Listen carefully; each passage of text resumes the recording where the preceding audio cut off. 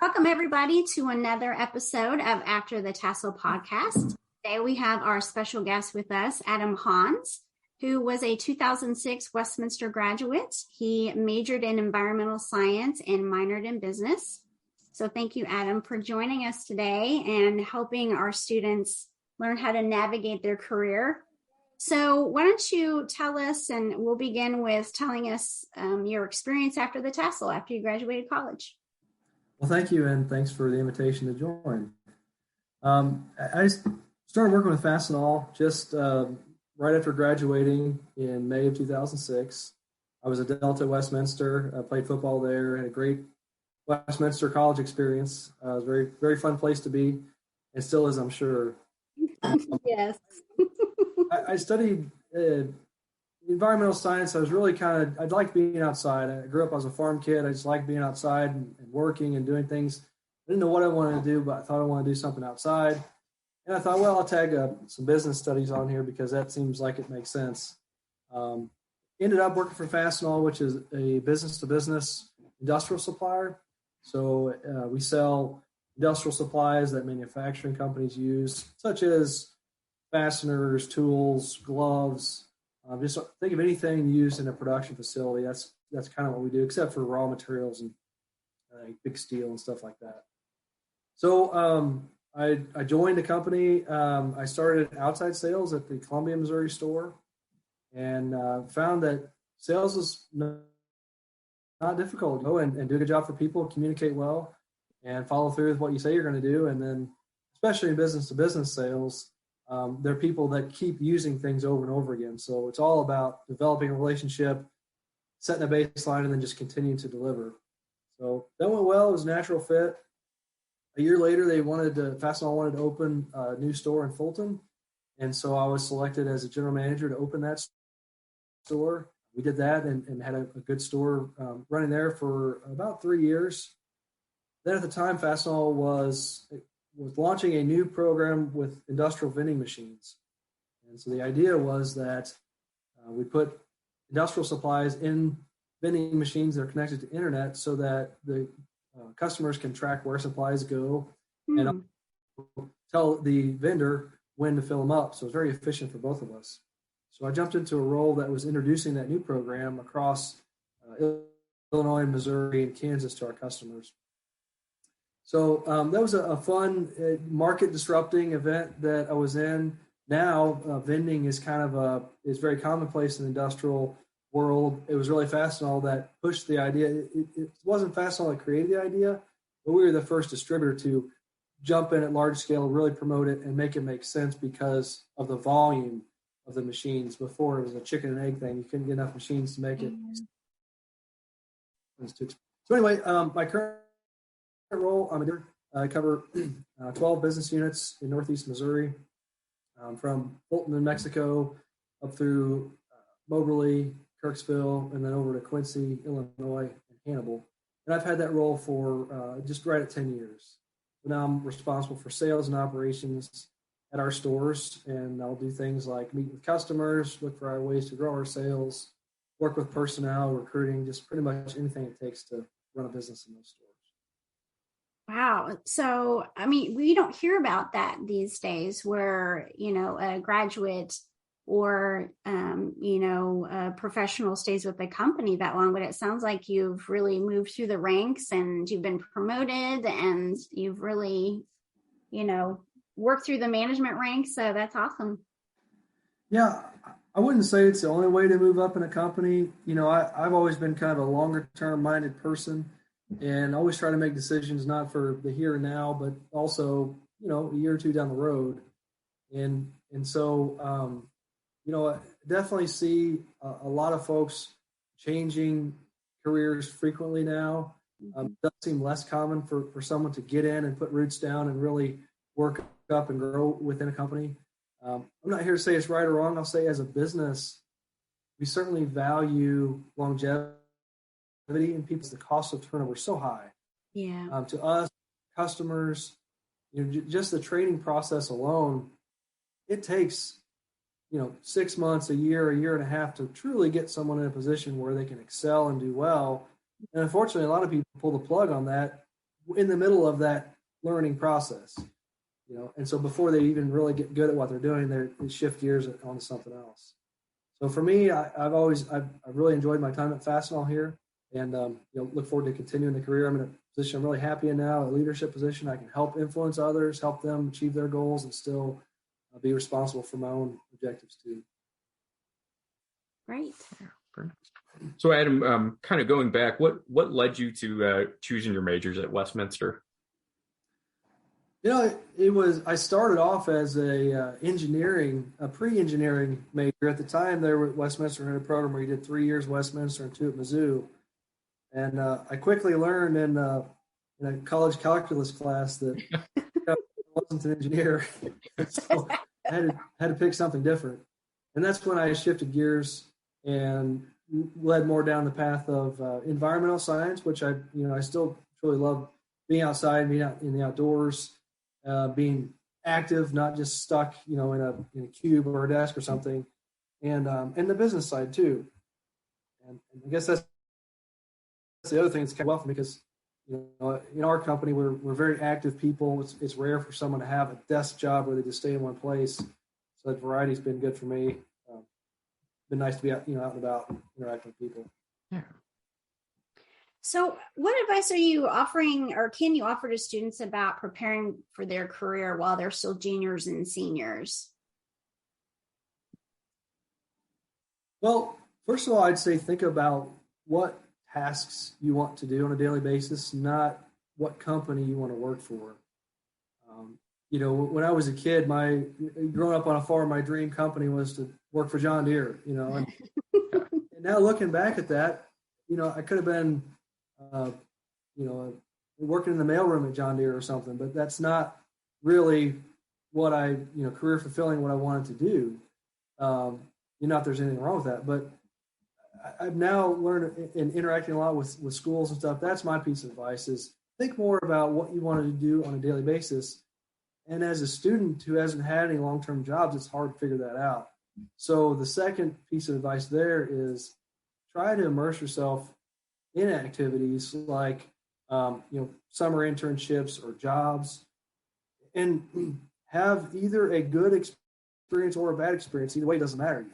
You'll either learn more what you want to do or less or more what you don't want to. And then when you're in an interview or you're talking to a potential employer, you can ask those. You'll actually have questions. You'll like for me now.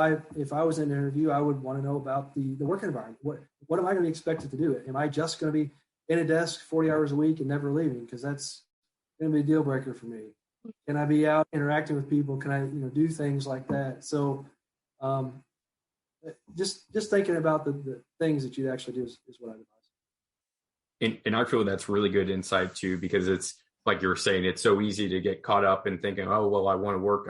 I really like this company, but not knowing kind of what you would do day to day. It's I'm with you. I feel it's important to know that you're going to be able to go to work every day and do something that you feel that that you can do well at, and something that you have the skill set to be able to do too. It's easy, I think, for people to forget that part of it. Sure. So how did you get your current position, or how did you get onto Fastenal to begin with? I actually was introduced to Fastenal at a Westminster job fair or career fair, believe it or not. I met the person recruiting there was a district manager with Fastenal, and just talking to him and seeing the company, I felt like it was a place where I could interact with blue collar type people who I still am and enjoy interacting with, and have a profession that laid on top of that. So, I never wanted to be the person in the factory stacking the bricks. But I love talking to the people who do that and connecting with them, understanding their needs, helping them out, helping them do their jobs, and kind of, getting the best of both worlds. So what would you tell students who are interested in your type of work, B2B, business, sales, communication? What type of skills or characteristics would they need for your type of work? Well, the first thing I would tell them is to consider it. And the biggest problem we have at Fastenal is recruiting people, because we're a B2B company, business to business. So if you're not a business, you haven't heard of us. Everyone's heard of Amazon. Everyone's heard of Walmart. Everyone's heard of the big companies. And so those kind of come to the top of the mind when it's time to think of a job. There are endless possibilities in B2B, whether it's Fastenal, Grainger, Oracle, all these companies that provide services to other businesses. They're fantastic careers. So that's the first thing I would advise people is to consider it. As far as, then what? The second thing is sales. Most people understand sales as a business to consumer sales.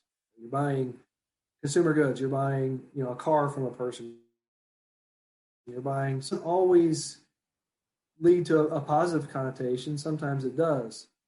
Business to business is totally different. It is 100% relationship driven. You don't have to know a lot of stuff. You don't have to be really smart. You have to be a good communicator. You have to, be honest, deliver on your word. And so there's not necessarily a set of things you need to learn to get into business. It's if you're outgoing, you enjoy talking to people, if you enjoy the challenge of developing business, growing business, and talking to people, then a career in business to business sales should definitely be considered. Okay. So Adam, I'm curious. So with your experience at Westminster, so you said you were a football player.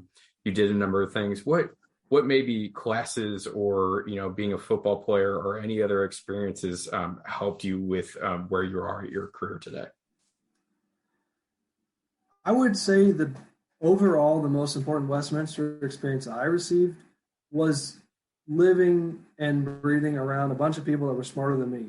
And that drove me to see, I grew up in a small town, first generation college student.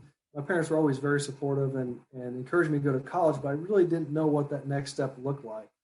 And so just being around people and kind of seeing they were taking, some went to law school, some went to med school, some went to business, a lot of different paths.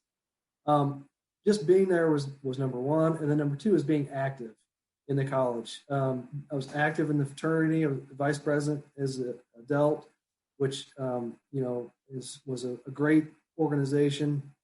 I was in Blue Blazers. I was part of football. I was active. And so that's the other piece that I would really encourage college students to do is you're already paying to be there. Make the most of that experience by getting as much of the load as you can without overwhelming yourself. But make the most of that experience. That's great. And I love to hear that you actually learned about Fastenal at the career fair here. Now, that's something that we haven't had in a number of years, number one, because of COVID. But I mean, how are you reaching out to students these days and recruiting students? What are some of your avenues? Well, I try to network as much as possible through current employees. We have a former Westminster grad that just started with us after in May. He still has close ties with friends and stuff. Noah, he does a great job.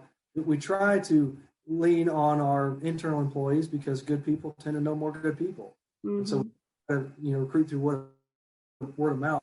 But it is a challenge, and I think that is another missed opportunity in college. In colleges that I see is the career fairs. We typically don't see a ton of participation there. Yeah. Part of it is, if you ever think about being in high school, all right, me anyway, I remember there was a military recruiting person that would come, and I was scared to death to look at him because I was like, oh my God, I'm going to end up in the military because I can't say no. So I think if you flip that a little bit and realize that the career fairs, it's just another tool, and it's a place for students to interview employers, not the other way around.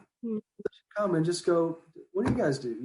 Tell me about your company. What are some of the top jobs? And especially to companies they haven't heard of or don't think they want to work there.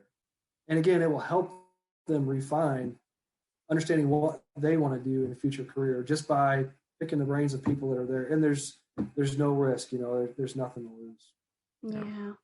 I love the idea of the flipped career fair. I know that's where a lot of colleges and universities are moving towards because the the older form of the career fair where, students are walking around and, trying to, meet with employers, maybe we just need to flip it on its head. And I know we've moved to virtual career fairs, other colleges and universities we haven't hopped on that plane yet, but hopefully we'll think of a way to get students and employers introduced to one another a little bit better. Yeah.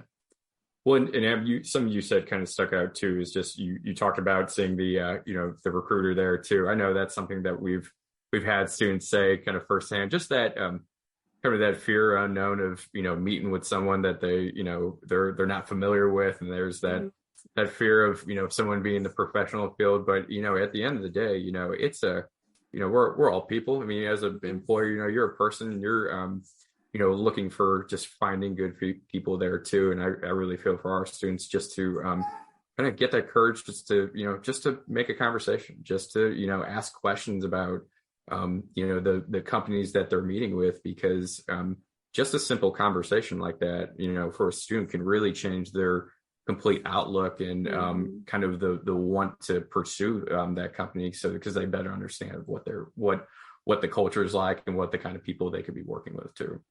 Sure. I have to ask you, since you're meeting with students and, going to other colleges and universities to recruit, when you're sitting down with a student or even just a candidate in general, what types of questions are you asking them in the interview? I'm kind of putting you on the spot here. Yeah. I try to understand what their career goals are, what they're looking for. I look at the hiring process as a mutual fitting process. It's a lot like dating, and so what we find is that a lot of turnover is created because a person comes into a company expecting one thing, they get into the company, don't see that or don't experience it, and so now it's not what they thought, and then they leave. And so I try to over-explain and over-describe in the interview process and have a conversation, not just about who the applicant is and what they want, but also what Fastenal is and what we want and what we do and what we don't do, and what it looks like to succeed here. Ultimately, we have a lot of different career paths. It's not all sales. There's some operations opportunities. There are, if you want to be an accountant, you can do that. If you're in IT, you can do that. My job, I feel, is to find good, ambitious people and get them on the bus. Mm-hmm. We'll figure out the seat later on. And so, I'm just trying to ask things, is through the questions I'm looking to see, is this person able to carry a conversation, or just like we're talking here back and forth. Can they do that? Do they want to interact with people? If not, maybe there's a different place they should be, not frontlines, but somewhere else. We do have a set list of questions. They're just HR 101 that I learned at WC. There's questions you cannot ask that you avoid. Yeah. And you try to get standard other questions too. But for me, I guess behind the scenes, I'm not necessarily looking for right or wrong answers to any questions that I ask. It's really more like, when you're done, how did that feel? Yeah, that makes a lot of sense. I've sat through interviews where you feel like you're being drilled one after the other, but I've also been in interviews where it's very conversational. I mean, you feel like, you're a friend to that person and they just set you at ease. And I think those are the best interviewers. They're just really good at it, and they set the interviewer, at ease, make them feel comfortable, and it feels more conversational. And you walk away thinking, was this an interview? I don't understand. They're kind of scratching their head, and yeah. But I totally agree. I really feel like it's a mutual relationship. It's like I've told students before, it's almost a dating relationship. You go on your first date, in that first interview, and you just kind of, measure each other out. Are we compatible? Is this going to work? Let's ask them questions about each other. And if we like each other, then maybe we go on to the second date and make it to the second round of interviews. So I try to make it as relatable as possible to students. So, yeah. And I think that helps take the edge off of the student too in the interview, because, they're not so worried about, got to say the right things, get the right job. they absolutely don't want to go into that with arrogance or feeling like, this is, me going to interview them and then I'll see if I want to work there. But that just feeling of mutual fitting, I think if that's on the table, it just set both parties up for a win-win situation. Yeah. So Adam, if I'm a current junior or senior at Westminster and I'm interested in working at Fastenal, what qualities or what characteristics do you feel would make a student a good candidate to work at Fastenal? The first thing is ambition. Somebody that just wants to get out and make a difference and hustle. They like to stay busy. Not someone who, just kind of wants to get by and do the minimum. That's kind of what we see, the difference of someone who comes and just does really well. You give them a list of 5 things to do and they come back with 15 done and they're like, that's when, something is really clicking with somebody. So I think want to see somebody with energy like that wants to be a part of something growing, not just for their own career growth potential, but also to help the organization they're joining. I think that's awesome. Integrity is one of our core values. We don't talk about it much because it's like something you got to have. It's a kind of a black or white thing. So it's there. There's a lot of things we can teach and coach, but if that's not there, you just need to move on. And teamwork too. We definitely want people who enjoy helping the success of others, not just worrying about themselves. Because one of my favorite sayings, a high tide raises all ships. And so as long as we're here, everything going up, we all go up together. So those are some of the key traits I think I look at and would look for in potential students that would want to join our team. Well, thank you, Adam, for joining us today. Is there anything else that you would like to add or give advice to our students before we wrap up here?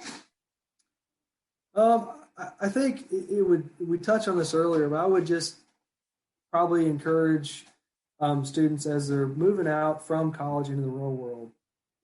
Up until now, you've been a student. You've maybe had part-time summer jobs, but you've not had a long-term career. And it's going to be an adjustment. Even the good jobs you're going to get into, it's going to be uncomfortable at times. You'll get to a point, maybe after a couple months, maybe after a year, you're going to hit a hump. Mm-hmm. And you decide, do I keep pushing over the hump or do I, bail and go somewhere else? And I would just encourage you to really slow down your hiring process when you're looking for a job. Find something you feel like really fits you and plan to stick with it for a couple of years.